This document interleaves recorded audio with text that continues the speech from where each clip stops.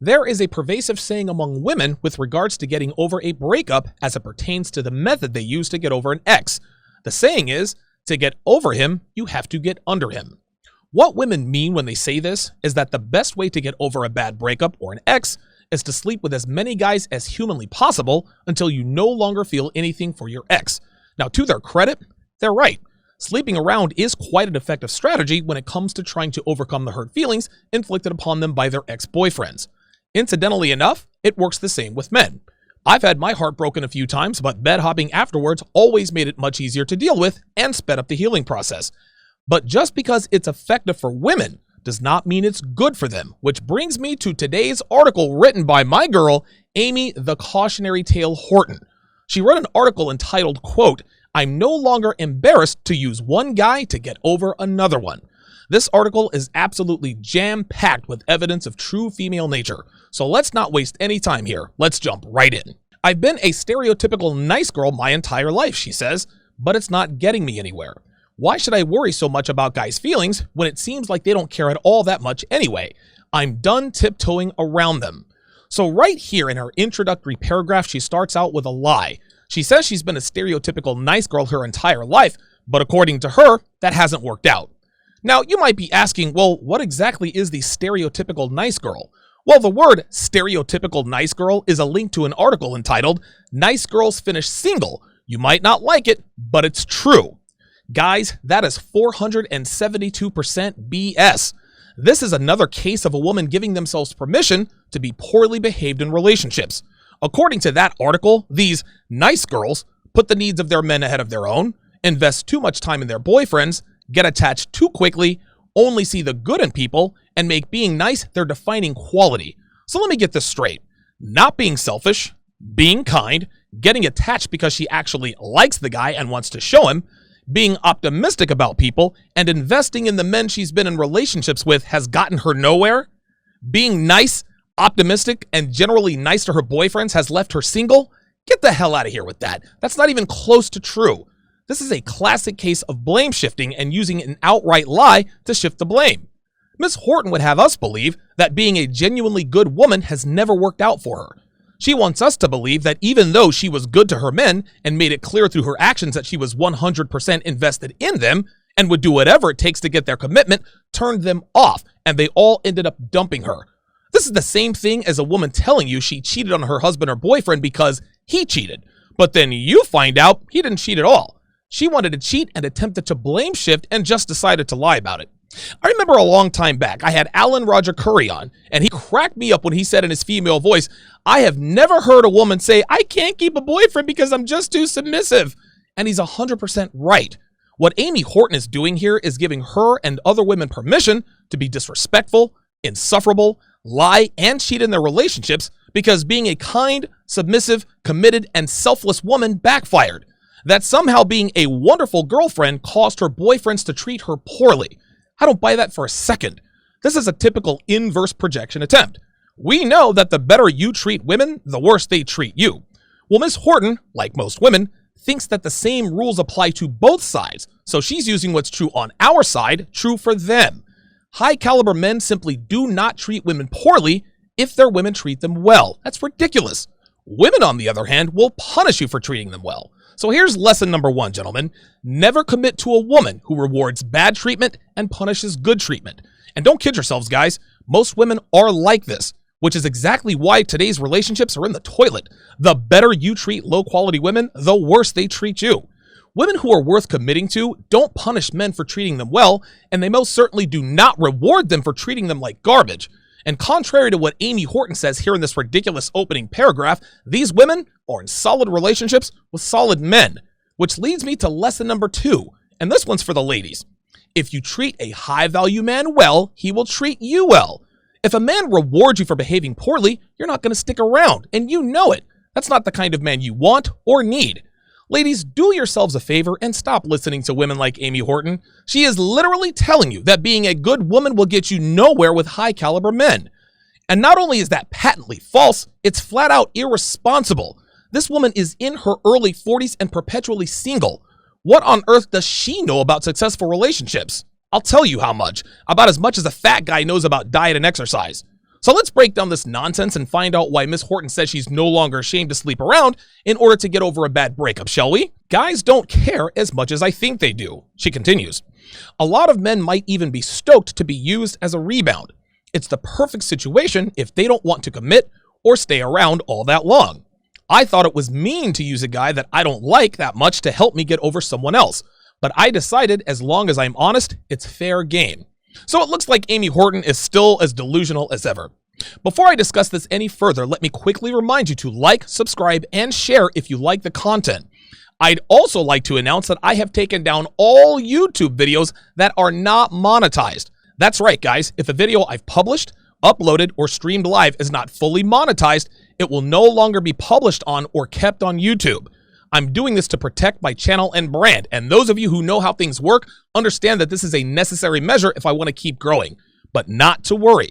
Little by little, I will be moving my entire catalog of over 640 episodes and over 1,000 videos to Patreon, and will eventually migrate them over to my own website.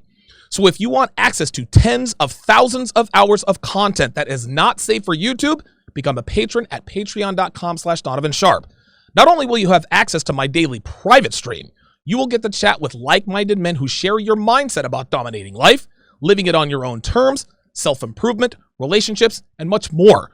You will also get access to my archived episodes from the past, downloadable audio so you can listen at your convenience or on the go on any device, podcast audio and video free of all the small talk, and the Saturday call-in show where I answer questions and give advice.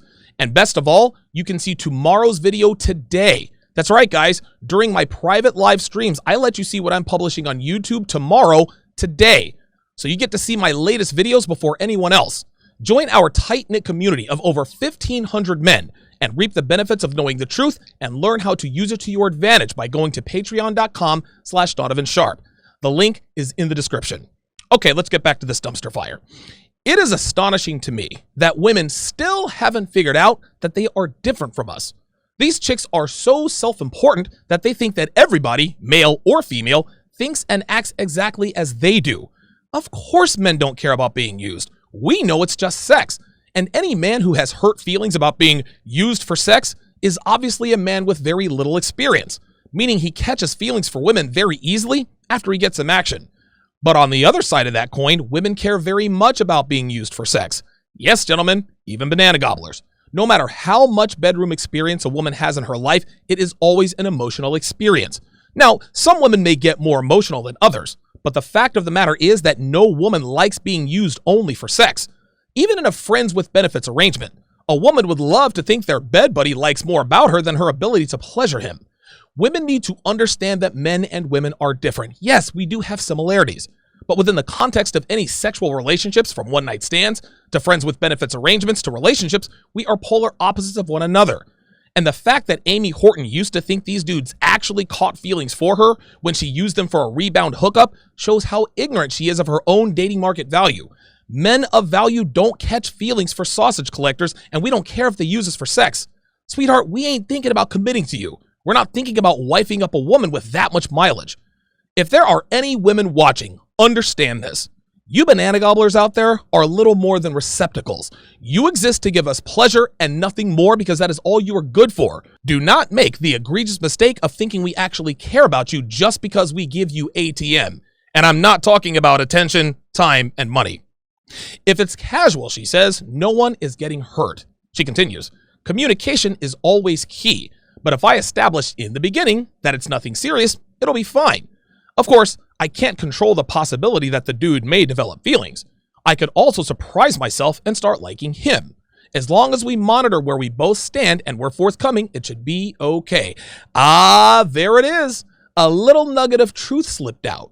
So she tells us she can't control the possibility of the dude catching feelings, which we just established will never happen if the dude she's using as a rebound is worth a damn because he knows he's not going to commit to a woman who jumped into bed with him less than an hour and a half after meeting him. But then she says, I could also surprise myself and start liking him. No, baby girl, that ain't no surprise. You will start liking him. You always do. This is exactly why you wrote an article pretending that you don't feel bad for using one guy to get over another. This means you're in and out of relationships all the time. Amy's the kind of woman who has 15 boyfriends in 2 months. but she doesn't consider herself a sausage collector because they were in a relationship when he gave her a facial in the parking lot. No, sweetie. Allowing a man to use you on the first date does not mean you're in a relationship. These girls love to retroactively put titles on their notches, don't they? They'll hook up with a dude on the first date and then 1 month later be talking about happy 1 month anniversary. No, hon, it's been a month since I started plowing you. And who the hell said we're in a relationship? This is exactly like Helena, a former escort who started a YouTube channel to get my attention because she wants to have 6 of my children, telling us that she was engaged to a guy she used to sleep with when she visited the US. No, sweetheart, that dude was a John, not your fiance. Anyway, this is how girls rack up extremely high body counts, and it's a constant cycle. A girl gets dumped, sleeps with a guy on a rebound, catches feelings, thinks she's in a relationship because he's porking her, gets her feelings hurt when he ghosts her because, well, she's a cucumber connoisseur. She gets depressed about the breakup, goes back to Tinder, swipes right on a guy, and sleeps with him on a rebound, catches feelings, and so on and so forth. Rinse and repeat. I'm tired of being pathetic. She continues, I have to stop pining over guys who don't want me. And in order to do that, I need a way to make myself move on. Trying to do so without any other distraction isn't working. I need a new dude in my life to occupy my mind and to snuggle, so I stop thinking about the one I can't have. This is why girls have HDHPS, which is hot dog in a hallway pea sleeve syndrome. These girls can never not be sleeping with somebody. Far be it for a woman not to have a sausage in them for 5 minutes. But here's the thing. Amy just told on herself and all of the other eggplant enthusiasts out there, and here's why. Women are steady squawking about, I don't need a man. I don't do anything for a man. Men are useless, blah, blah, blah. But the minute a player pulls a nail in bail, what's the first thing she's looking for? A man. Today's women are always telling everybody that men are unnecessary, but are constantly looking for validation from who? From men. They are always looking for a man. They have a house, a car, and a career, but they're still miserable because they don't have a man. What this shows is that women need men no matter how much they want to deny it. And Miss Horton gives herself away as the typical female who says one thing, but feels another. Sometimes it's the only way to get over someone. She continues, it's surprising how much easier it is to get over love when I simply decide I'm going to see someone else for a while. Even if it doesn't work out, it gets me through that period of sadness that would normally feel like a hellish struggle. I'm usually terrible at doing this, so I've made up my mind to just jump in. All bets are off. This is the problem with girls who sleep around. All they know how to do is get plowed. There are plenty of ways to get over a breakup that don't involve getting smashed. We as men, we lift weights, we start projects, we travel, we take up a hobby, and we spend more time with friends and family. This is far more effective than pining over the girl who cheated on us or dumped us out of the blue. Well, women could actually do the same. They could hit the gym. They could start projects. They could pick up a hobby. They could do so many other things that are more productive and healthy than getting pounded out by a bunch of random dudes to get over an ex. This is why today's women are so damaged and have cavernous lady parts. They never stop having sex, which destroys them mentally and physically. Every man a woman lets into her body takes a small piece of their soul, and after a while, there's no soul left to take. That lack of soul manifests itself in what we call the 1,000 banana stare. The lifeless, soulless look in a woman's eyes after she's been plowed 6 ways from Sunday by over 600 men 6,000 times after 6 dozen breakups. Girls thinking that the only way to get over someone is to start sleeping around is bad for their mental and physical health. Let's be real, she says. Neither guy will be mad at it. I'd like to believe that men think about everything as deeply as I do, but the reality is that very few of them do. The guy I'm trying to get over won't care. He hardly even knows I exist. The one I'm using to move on is going to get laid without having to commit. Doesn't sound like such a bad deal now, does it? I have to face the truth that men don't always think with their brains. She's actually right here. The dude who dumped her is glad she's gone, and as far as he's concerned, he's glad she's getting pounded out by whoever because she's someone else's problem now. And the guy getting commitment-free sex definitely doesn't mind. The only problem is that even though both guys win, Amy's the one who loses because she's putting yet more miles on her already overtaxed taco. I'm tired of always worrying about others when they don't return the favor. If a guy was ever as careful of my feelings as I am of his, I'd be floored. I definitely overthink my choices when it comes to men.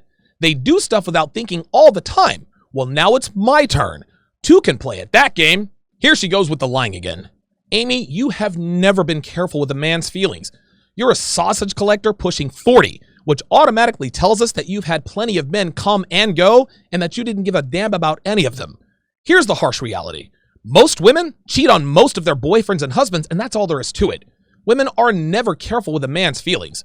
Then she tries to hold men responsible for her being a banana gobbler when she says, it's my turn to do stuff without thinking.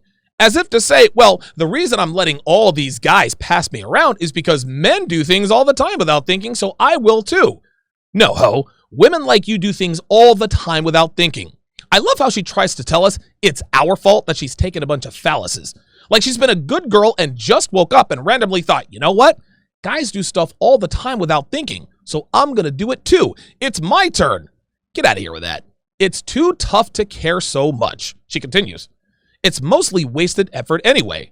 No one knows or cares when I'm racking my brain about the best way to behave. They're all off living their own lives, so I may as well enjoy myself. It will probably all turn out better than I think it will, and even if it doesn't, at least I was spontaneous. This is more blame shifting, guys, more skirting accountability. Now, most of this paragraph was just jibber jabber and didn't make any sense. But she tries to sneak in the blame shifting when she said that she may as well enjoy herself because nobody's paying attention and nobody cares. Oh, poor me. Nobody cares about me. Nobody cares I've gotten my heart broken for the 14th time this year. I may as well enjoy myself and take a bunch of dudes. Amy, you were going to do that anyway. Stop fronting. I need the distraction so badly. I'm busy, but the problem is, she continues, is that a lot of my work is flexible enough that my mind drifts away. This means that the guy I'm trying to get over is in my head way too frequently. I'm too good at mentally multitasking. I'm going to seize the day, seize a new dude, and get on with my life. This is funny. She says she's busy, but her work is so flexible that her mind drifts away. Translation, my work isn't challenging or important enough to require any mental effort so my mind can drift. Flexible means easy, and she knows it. It'll remind me that I'm worthy of attention. To be quite frank, I'm in need of a confidence boost. I need to be treated like I'm attractive and desirable. I've almost forgotten what that's like. I'm a competent and independent woman, but it sucks to go for so long feeling invisible to the opposite sex. I'm down for whichever guy wants to make me feel like the hottest girl around. Once again, this is a woman who wonders why she can get the cucumber but not the commitment. She wants a man to make her feel like she's the hottest girl around, which means pounding her out, pulling her hair, calling her names, then choking her out with his you-know-what. And that's all well and good, but she still doesn't understand that just because a man is sleeping with you does not mean he wants to commit to you. This is how clueless girls are. They think to themselves, well, he's sleeping with me, so of course he wants to be my boyfriend. Of course he wants a relationship. Then wonder why she gets ghosted on. She's honestly confused as to why he stops calling or coming around. It's because he's done with you. He got what he wanted out of you, which was easy sex. And because he doesn't like being around you outside of sex, there's no reason for him to hang around anymore. The sooner women figure out that sexual attention does not equal relationship attention, the better off they'll be. I say this all the time. A man who makes a girl feel hot is like junk food. It tastes great, but it never fills her up and it's bad for her health. This is why junk food is hard to quit and why getting passed around is always hard to stop. I don't care what people think of me. When I was younger, she says, I was stressed out about how others viewed me and therefore made a lot of decisions based on that insecurity. Now I'm more worried about doing what's best for me. I finally realized that most people are far too absorbed in their own lives to give a damn what's going on with me. Now, right at the end, she got it right. She's starting to figure out that people aren't paying as much attention to her as she thought they were.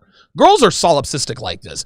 They think that everyone is paying attention to everything they do all the time, as though they have nothing better to do than to pay attention to her awesome life. Well, Miss Horton's been around long enough to have finally figured out that this clearly is not the case. But what she says at the beginning of this paragraph is the very reason why girls didn't used to sleep around. You see, back in the day, if a girl slept around or had sex even one time, they were shamed and ostracized. A girl who was not a virgin was a girl who was not worthy of being a wife. If a girl got pregnant, they'd send her away to have the baby somewhere else to avoid bringing shame and scandal to the family.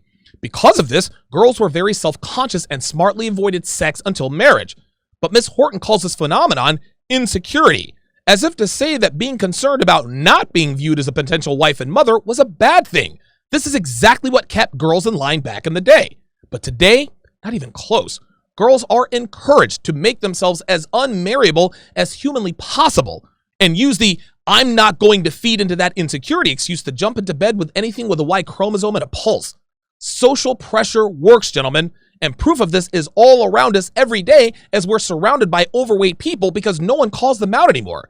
We don't put social pressure on girls to protect their purity, so we're surrounded by sausage collectors. We've convinced these girls that sleeping around and gaining a bunch of weight is doing what's best for them. Life is too short to have such high morals. I wish I'd lowered my standards a long time ago, she says, to be honest, because I think they've kept me from having a lot of fun. I've always been too serious. I need to relax, she says, get my rebound on, and know that as long as I'm honest, it'll all be okay. So now she's trying to justify sleeping around. Life is short. Why have high morals? Amy, you never had morals. You were trying to convince us you did by saying you wish you had lowered your standards a long time ago, as if to imply that you've always been moral with high standards. Sweetheart, you're a 42-year-old woman who's been violated by 547 guys, have probably had a half a dozen abortions, and countless STDs. You've never had morals, because if you did, you'd be married to a man you respect and love, who respects and loves you back. You've never been too serious about men because you were young and had plenty of time. But now that you know your time is up, and you know you have no chance at happiness, you want to make us think you're going to sleep around for the first time in your life, and that the single life is this new lifestyle you're trying. Get my rebound on means get my hookup on with randos, and you've done this since your teens. I don't need to be in love to enjoy myself, she continues. I used to have such a hopelessly romantic view of relationships and intimacy. I never wanted to sleep with anyone I didn't love. Now I know that if I live that way, I'm probably going to go a long time without getting laid. That sucks, and I want to have a good sex life while I am still young enough to do so. Oh, good God. So she says she never wanted to sleep with anyone she didn't love. But you can bet your bottom dollar she absolutely did. She's not fooling anyone here. This is like women saying, I'd like to think I'm not a banana gobbler, which is a non-denial denial. But then she says something that shows us that she is absolutely a petri dish. She said that if she were more discriminate and only slept with men she loved, then she'd go a long time without getting laid. So you're going to be an eggplant enthusiast because you want to get laid, right?